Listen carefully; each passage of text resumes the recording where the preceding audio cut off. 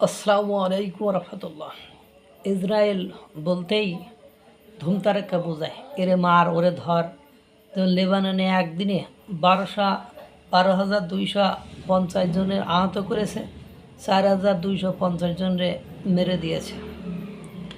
এই ইসরায়েল মারব কয়ে মেরে বসে থাকে, আর ভয়ানক দয়ামায়া কম।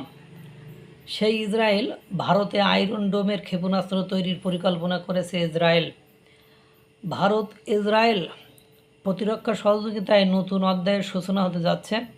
ইসরায়েলের রাষ্ট্রীয় প্রতিরক্ষা প্রতিষ্ঠান রাফায়েল অ্যাডভান্স ডিফেন্স সিস্টেমস ভারতে তাদের বহুল আলোচিত আয়রন ডোম আকাশ প্রতিরক্ষা ব্যবস্থার ইন্টারসেপ্টর ক্ষেপণাস্ত্র উৎপাদনের জন্য একটি কারখানা স্থাপনের পরিকল্পনা করে দেয়।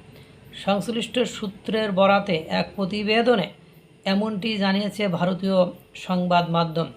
ইসরায়েলের প্রতিষ্ঠানটি ভারতের কয়েকটি প্রতিরক্ষা প্রতিষ্ঠানের সঙ্গে যৌথভাবে তামির ক্ষেপণাস্ত্র উৎপাদনের বিষয়ে আলোচনা করেছে। তামির হলো আয়রন ডোম ব্যবস্থার মূল ইন্টারসেপ্টর ক্ষেপণাস্ত্র, যা শত্রুপক্ষের রকেট ক্ষেপণাস্ত্র ড্রোন ধ্বংসে ব্যবহৃত হয়।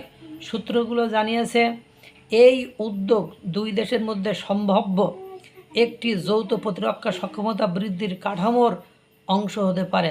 ভারতে উৎপাদন লাইন স্থাপন করা হলে প্রতিষ্ঠানটি তাদের ইন্টারসেপ্টর ক্ষেপণাস্ত্রের বৈশ্বিক সরবরাহ বাড়াতে পারবে, উৎপাদন ব্যয় কমবে এবং জরুরি পরিস্থিতিতে অতিরিক্ত উৎপাদন সক্ষমতা তৈরি হবে।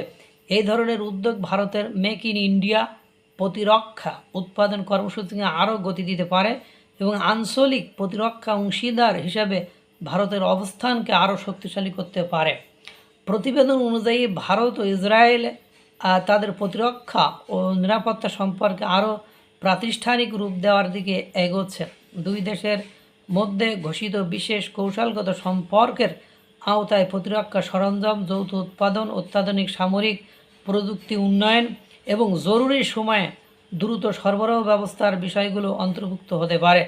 সূত্র দাবি, প্রস্তাবিত কাঠামোটি এই দুই দেশের দীর্ঘদিনের কার্যকর প্রতিরক্ষা সহযোগিতাকে আরও সুসংগঠিত ও স্থায়ী রূপ দেবে।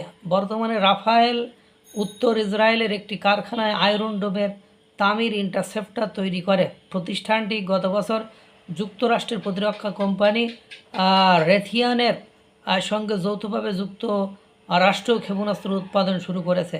ওই কারখানা মার্কিন মেরিন কোরের নতুন আকাশ প্রতিরক্ষা ব্যবস্থার জন্য ইন্টারসেপ্টর সরবরাহ করে এবং প্রয়োজন হলে ইসরায়েলের উৎপাদন সক্ষমতাকেও সহায়তা করতে পারে।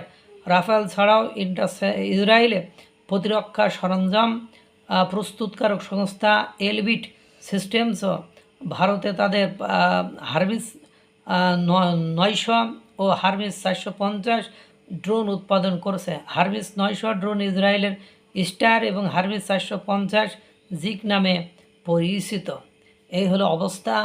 তাহলে এখন বোঝেন এই ভারতকে নিয়ে যারা মানে ক্ষতি করবে, ভারতের আবাল তাবাল করে ফেলবে, ভারতের মুন্ডু উড়াবে, ভারত দখল করে নেবে, বাংলাদেশের মানচিত্র বাড়াবে, পাকিস্তান কয়ে হাত খিটে নেবে, তাদের অবস্থা কী? এগুলো সব আওয়াজ, এই ফাঁকা আওয়াজে অন্ততপক্ষে বর্তমান সময়ে ভারতের সাথে কোনো কাজ হবে না। আল্লাহ তাআলা সকলকে ভালো রাখুক, সুস্থ রাখুক। আসসালামু আলাইকুম রহমতুল্লাহ।